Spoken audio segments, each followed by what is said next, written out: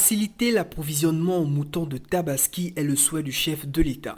Et c'est dans cette optique que le ministre de l'Élevage et des Productivités Animales, M. Samba Diobenka, effectue une tournée dans les différentes régions du Sénégal pour s'enquérir de la situation auprès des éleveurs. Pour cette étape, le ministre et sa délégation ont sillonné les grands forails de la région de Dakar. Et le constat est pour le moment satisfaisant, car un excédent de moutons est noté cette année comparé à la même période l'an passé. À travers nos services techniques, mais aussi à travers les visites que nous avons effectuées depuis ce matin, on est très rassurés. À J-8 l'année dernière, on était aux alentours de 95 000 têtes de moutons de Tabaski. Cette année, selon le recensement, nous sommes aux alentours de 151 000 têtes.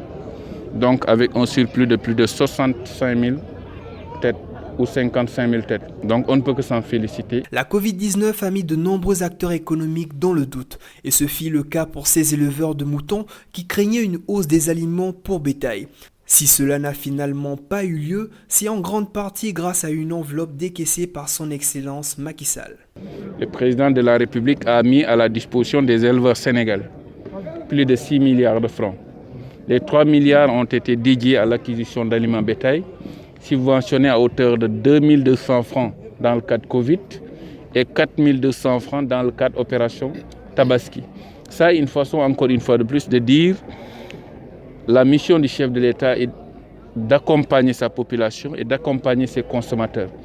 Les bénéficiaires de ces subventions ont tenu à confirmer leur obtention et à remercier le président de la République de vive voix.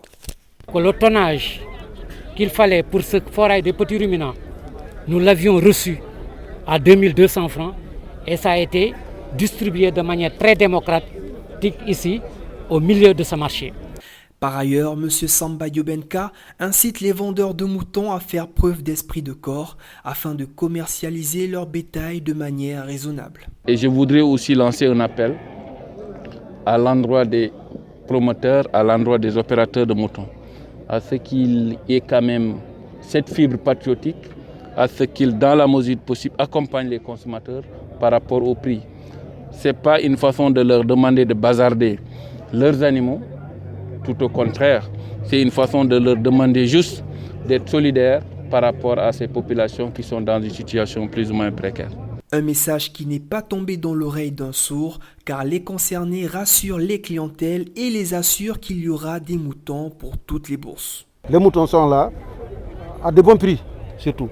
Aujourd'hui, ce matin, on a vendu 100 000, 90 000, c'est le minimum. Il y a une bourse, ça c'est les Fouta, c'est les VIP, c'est 1 million, ça c'est autre chose.